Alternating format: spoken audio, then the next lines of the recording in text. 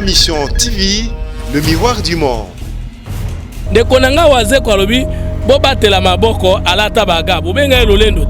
siko fumuto to na waze kwa to zure zote lokola bobongisa bopito bana binote yo politicien vana na Gombe yo vana na campagne France et Indi obeli okokufe bana bino eza correction te ngalie moboyaki sekandane moboyaki okozala soigner wana soki kokufa okokufela wana ministre na minganga ministre yon président assemblée nationale membre ya sensa biso nyonso nde balobaka na français chemin de l'égalité na kokundama nazoka mwandenge nini mo wana eza français monde ekutana mpe na lingala kofinana confinement la français non mais ndenge nini ekokutana kofinana ou kofinama état d'urgence ou sanitaire et Nicolo Banini par rapport à l'article de la Constitution et puis les lois congolais va respecter va comprendre mon konzamo kwa Nicolo Banini pour tout kabo état d'urgence auto décrété na constitution na biso ezati Nicolo Baboy non tango biso to lobaka na science politique état d'urgence état de siège c'est lorsqu'il y a des menaces sur l'état des sièges c'est-à-dire banguna bakoti na mboka na bino d'urgence c'est-à-dire 4 na bino insécurité côté ya ko gérer mboka 50 ans 69 ans ka biso a politicien na basi na bana na biso nous n'avons pas songé au sort de notre peuple et c'est grave mais pendant cette période autour na bana bako bimandenge nini ministre Saliboul que courouane ya même na téléphone. Ma mission TV, le miroir du monde. Tembo Télésusu Nabino Bandeko Balandi plateau populaire émission Babola émission Nabino Baimbo Kabo Ebiete to mesani ko beta masolo ya Congo to mesani ko beta masolo ya mboka bipa ibanso tozali ko kende bo constata ki était plateau populaire oyo zali émission Nabino to bandaki na ba commune mo ebele tozali na ba district mo ebele. L'autre fois tozalaki na Gombe bolanda ki bino bandeko balandi kasi lelo tozali na Moamba bozali ko constater que tozali na Matete en plein Matete tolobaki ete tokosolola na baimboka oyo bazali pe ba congolais ba kinois poto solola na bango na o etali actualité ezali lelo bino moko bozali ko landa et même biso ba conséquences économiques même biso ba conséquences politiques et même biso ba conséquences sociales lelo yo toko benga confinement bolanda ki gouverneur à ville à Kinshasa bona mboka Jandini Ngobila oyo apesa ki miboko pona koloba ete à partir ya samedi donc 4 jours ba congolais ba kovana na ndako ba benga confinement et na conséquence peut aller na ba o bazali bana kelasi bozali ko na bino ko ete enseignement et kosalema en ligne to kobeta masolo na yango to kobeta masolo pe na o etali état d'urgence sanitaire o mokozamboka a mekaki ko décréter pona kotala ndenge nini biso ba congolais to ko sala face na virus oyo ezali ko bomba balobi ezali na Congo ezali na Kinshasa to ko solola na oyo ezali géniteur ya 3e voie mwana mboka fu mutoto basanga tozo solola na pona ni po ete ezali pe moimboka oyo ezali na makanisi to solola na ba proposition kozala nini na oyo ezali koleka na mboka na biso toli ko benga mwana mboka fumutoto basanga balobi mbote sute mbote gato like ça namoni oboyi maboko parce que mbote o nde na yaka nango siko bo comprendre signification nango OK voilà bandeko balandi elongola fumutoto na émission na biso ya babola tozo solo na to beta masolo na oyo atalisaki bino ne bandeli comme actualité to solo pourquoi lelo. Voilà, bandeko na balandi awa tozali na Matete nazali koloba ete tozali na district ya Moamba. L'autre fois tozalaki na district bouta kolanda na ngambo ya Gombe o ezwami na district ya Lukunga awa tozali na Moamba tolobaki ete tosola na mwana mboka fumutoto basanga tosola na hôtel actualité mwana mboka fumutoto basanga na pesa ki mbote bandeli émission na biso tokota na masolo etali ba imboka lelo yo boksa ezali komemela ba conséquences ebele enseignement en ligne. Mon cas nous sommes na EPSP et pas mon amboka Willy Bakonga ministre Yolo Binin. Nakanisi que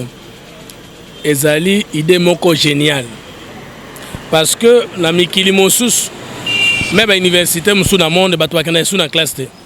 Moi j'étais en train de me préoccuper bana na biso bakotanga les sous-soutés surtout à 6e. Calendrier scolaire est déjà basculé ko bana bako continuer classe ndenge nini pe programme ya ba enfant ya 6e et vous voyez que moi na nga en face na yo azape na 6e mais ngai tango na landi lobi point de vue ya ministre de l'État en charge de l'EPST dans ce pays na génie créateur wana je crois que Willy Bakonga lelo azali moko ya ba ministre phare ya Félix Tshisekedi Antoine Tshilombo soko tali gratuité enseignement président nde alotaki ndoto yende ya kokisi oyo kotala lisusu likambo ya décentralisation ya système éducatif il y a une sous-division consort pour l'administration de proximité. Oye kotala lelo boulwana il y a taux descente donc taux paie censément en ligne mais 0 francs. Et ça te bana bafuta. Neme biso bato oyo bakuru wana torata eza nécessaire tokoki kokota na site parce que classe si la raté pe classe sous raté. Bon ngai eza idée moko génial. Azali parmi ba ministre ya FCC bien sûr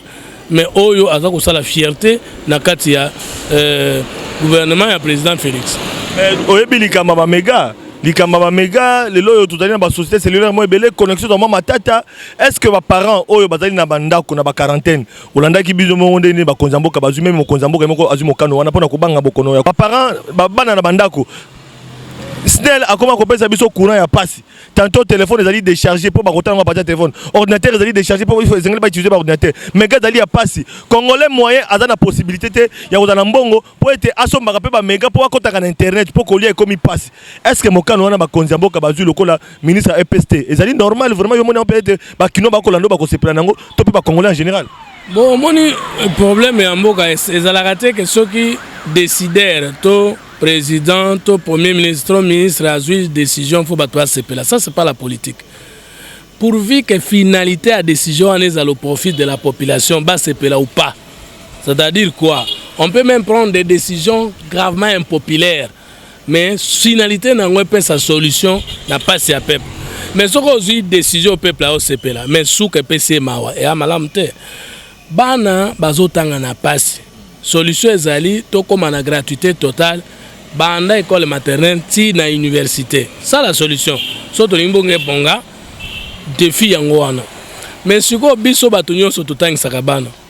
Tango bana bakenda na classe to pesaka bango nozwaka ba 6e, to pesa yango un franc à transport soki baza na distance na école malgré passe na biso. N'est-ce pas? To futaka pe mbongo ya trimestre wana. Hein? Mais siko balobi makambo wana eza lisusu te na bambongo batepe na baende oyo tofutaka bato nyonso bayebi siko balobi na biso bana batikali na ndako na nkote likolo eloko tolateli boye depuis bomonanga na télévision bomonanga na eloko oyo elingi koloba bokono ezali kobanalize te bokono ezali kopanike te bokono ezali tozwa ngo sérieux to respecter nano toutes les mesures politiques et administratives bakonzi bazwi to respecter ba mesures sanitaires nyonso pe to yebete to kokufa biso nyonso te pe bato bazolaka ke lokola poto bakufa ebele Afrique kozala pire ba bakosi pona nini bato nyonso ba molimo moko te bato nyonso na sorta nzoto moko te bato nyonso pe bavandi na environnement moko te bato nyonso pe baza na même régime alimentaire te bato nyonso pe to climat moko te même so ezaka même microbe. Comme tozali na corps ndenge mon côté, esprit ndenge mon côté, les mêmes microbes ne peuvent pas faire partout les mêmes sortes de victimes. Par rapport à cela, par exemple, na pesio.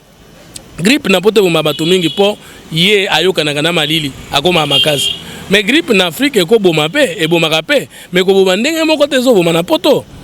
Donc, tokobika parce que nzambe na biso azali, nzambe na bango azali, nzambe na biso nyonso azali. Tokobika po ete biloko biso tozolia, bango bazolia ekeseni. Mais malade ezali po na biso nyonso esengeli totosa. Mais pendant cette période tozotuna bana bakobima ndenge nini,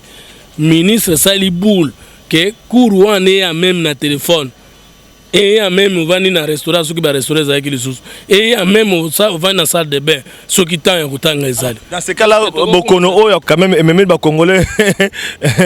makanisi ya kosukura maboko oyo ba condition hygiénique tozaka na ngote ko utiliser ba papier usage unique tozaka na ngote ememeli so culture mususu bato to motanga to ba kenom quelque part et apporter un plus bokono wana na o etali pe développement ya congolais.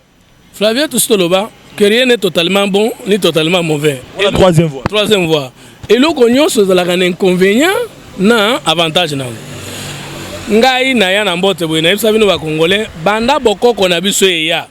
Moto asimba ka moto na nzoto ka mwasi na ye. To molongani na ye. Jamais pas na biso ba nkumu, ezale pas na biso ba Congo, ezale pas na biso ba Luba, ezale pas na biso ba Kela, ezale pas na biso ba Tetela. Jamais moto akosimba nzoto ya moto. Et n'a pas cet exemple dans la Bible, Jésus a dit des passages. Moi, si mon quoi simbi a dit que tanga makila, Jésus a gagné qui m'a touché. ovoni te ke contact wana elongolaki ma force mais bino ntango boye na bokoko ya baninga olie bopesa na mbote yenge kenu neti bakongo bapesa na olie bopesa na mbote bakoko batikaki bino boye na bise mwasi na yo te yo na ye bimwemwe na matama mwana na yo moko bimwemwe na matama biso tolakisi bino ke bapesa na mbote boye ndeko na nga Wazeko alobi bobatela maboko alata baga bobenga elolendo te siko fumutoto na Wazeko tozwi rezo te bo Wazeko alobaki tobatela maboko nga nalobaki tosima na maboko te nana zwi rezo siko bo meka su abize siko est-ce que esungi biso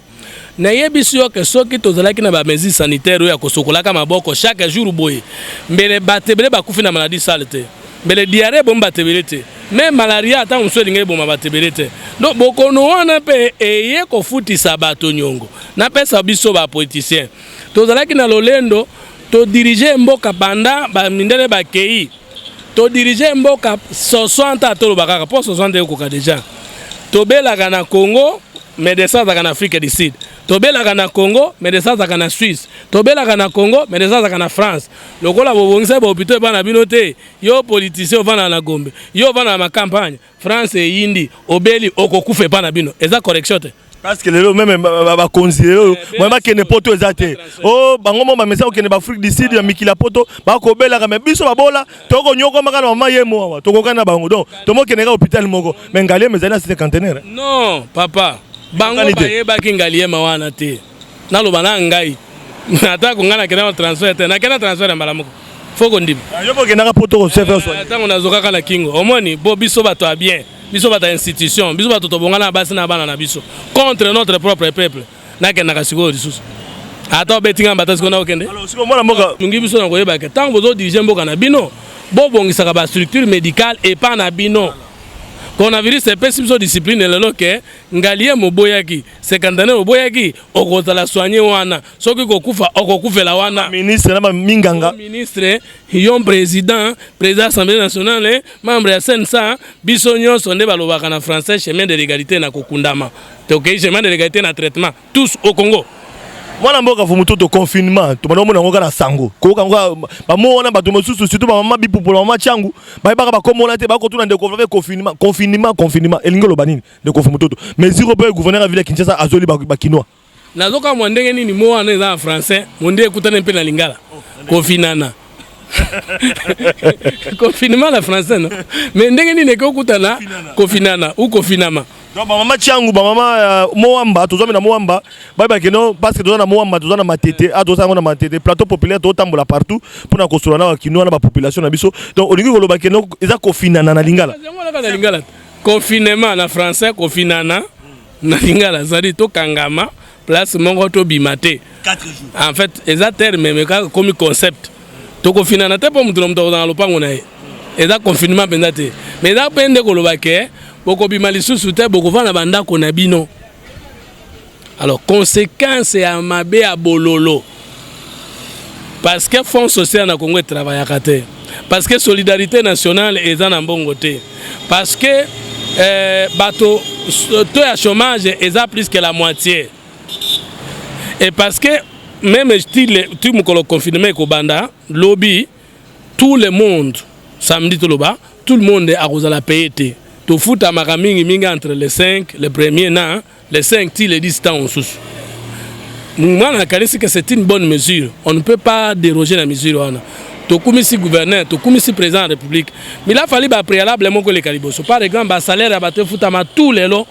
avant pour ba toi ça la provision comment bongo wana oyo futi mutu tata mwasi na kozwa leke mwasi na kozwa bukiro na kozwa journaliste kozwa quand to vivaka kana mbongo ba futa ba to ba salaka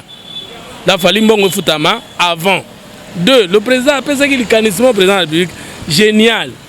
Tout ça dans la caisse de la solidarité nationale. Il a fallu rendre opérationnel même dans 48 heures c'est possible. Bah Congolais a bonne foi tous belé. Chacun de nous selon la parole du chef de l'État allait donner $1 $2 pour tout pallier les sika pire cause et ça limité. Alors joie sikoyo. Biso to benga nikela lo fanjen kange.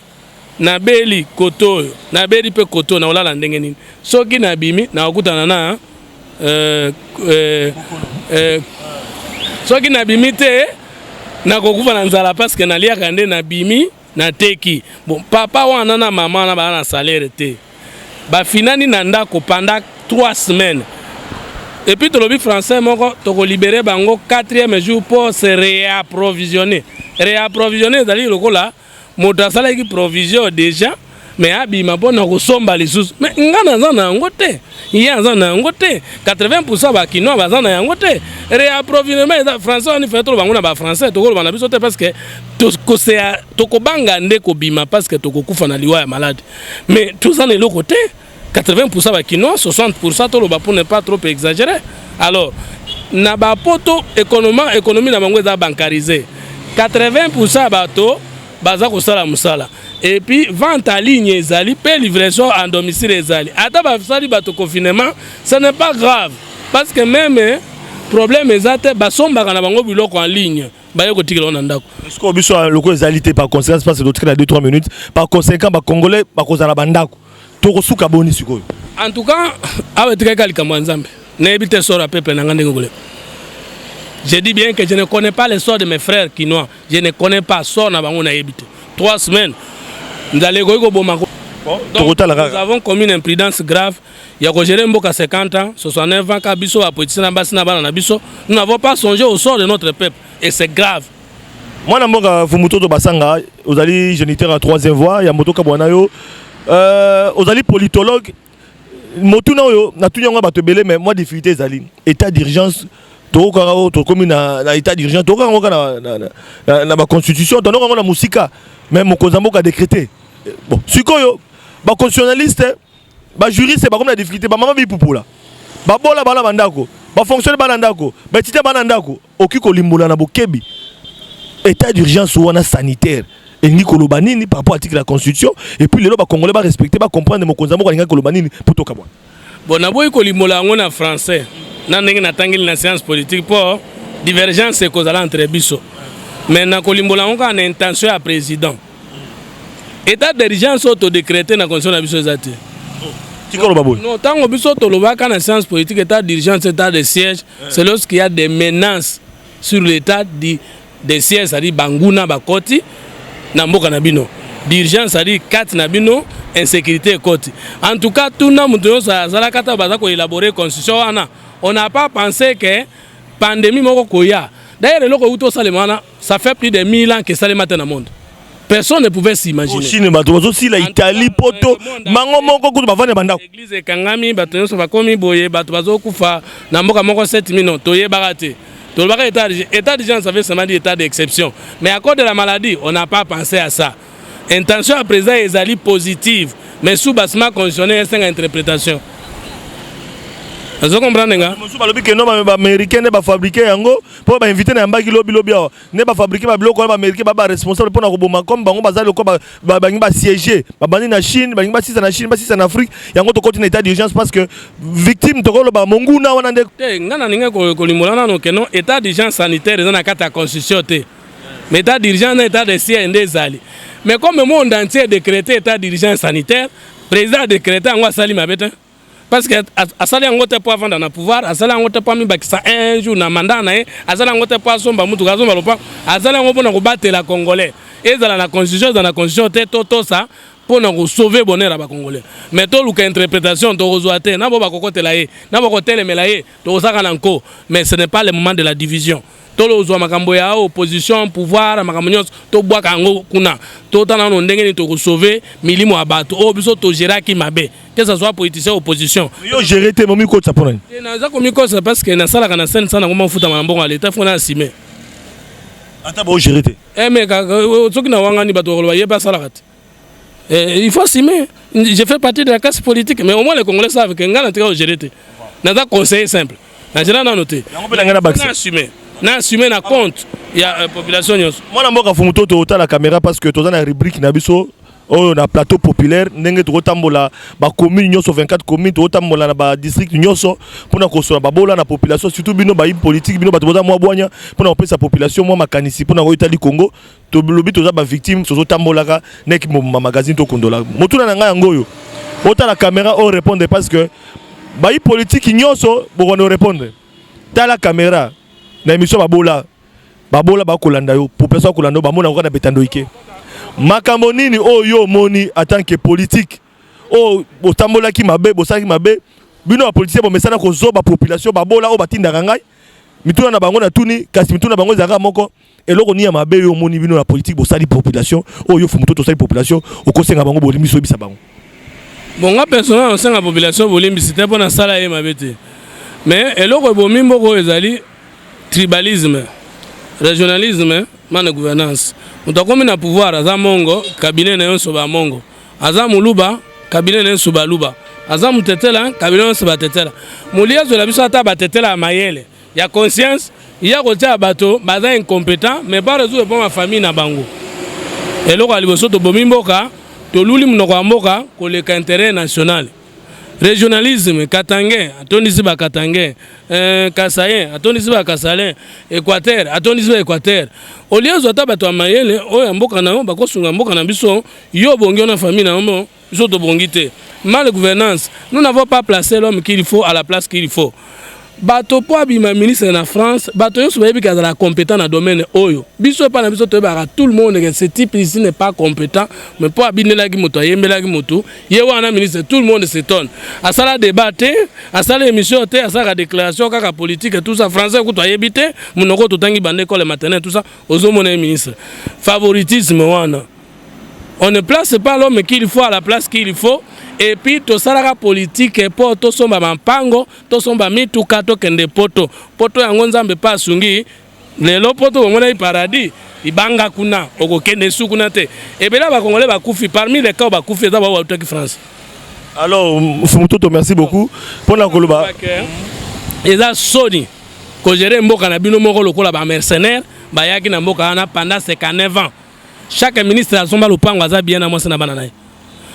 Voilà. Député même, voilà. Mais peuple oyo tokosaka, peuple d'abord, to sali peuple à lobby boy, to bossa na kayem ko to komi na poste.